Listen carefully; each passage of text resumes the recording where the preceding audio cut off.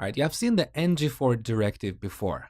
We use this directive to render a list of objects. So let's review this one more time, and this time I'm going to show you more details about this directive. So here in app component, I'm going to define a new field called courses and set this to an array of objects. In this array, we're going to have 3 course objects. And for each course, we're going to have 2 properties. One is ID, and the other is the name. So course 1. Now I'm going to duplicate this. So ID 2 and 3, and obviously course 2 and course 3. Now let's use the ngFor directive to render these on the view. So app.component.html, we want to have a UL, and inside this UL, we need an li. Tab, that's the markup. Now we add ngFor, and here as the value, we type let course of courses. And then we can use interpolation to render the name of each course. So course.name. Let's make sure the application works up to this point. So back in the browser, okay, we got 3 courses on the screen. Beautiful. Now this ngFor directive exports a bunch of values that might help you build certain features.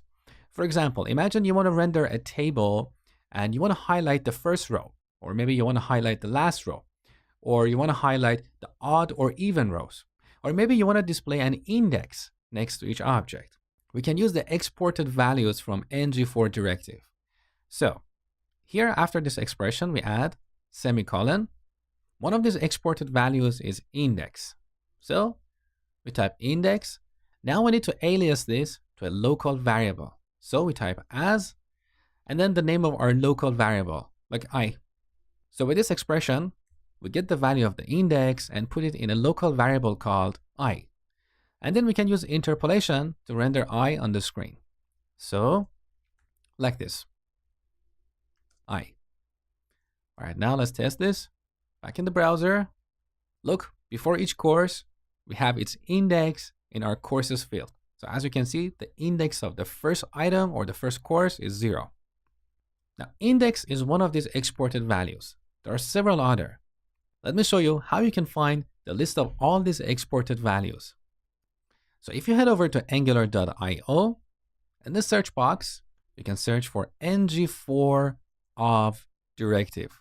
That's the name of our directive. Even though in HTML we use ngFor, but the actual name of this directive is ngFor of. And you can see that here, it has a D icon, which indicates a directive.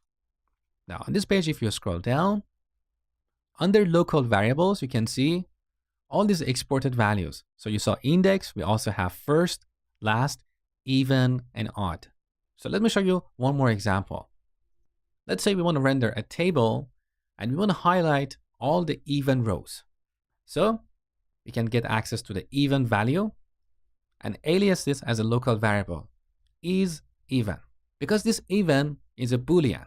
Unlike the index, which is a number, even, odd, first, and last values, they are all Boolean. Now here, next to each course, I want to render a span. And I want to render this only if this is an even row. So ng if is even. For now, I just add a simple label. Now in your applications, you might want to render a table. So you can use this variable is even and apply some style or some class to even rows in your table. Now let's try this. Back in the browser. So you can see in front of the first and the third rows, we have this label, even.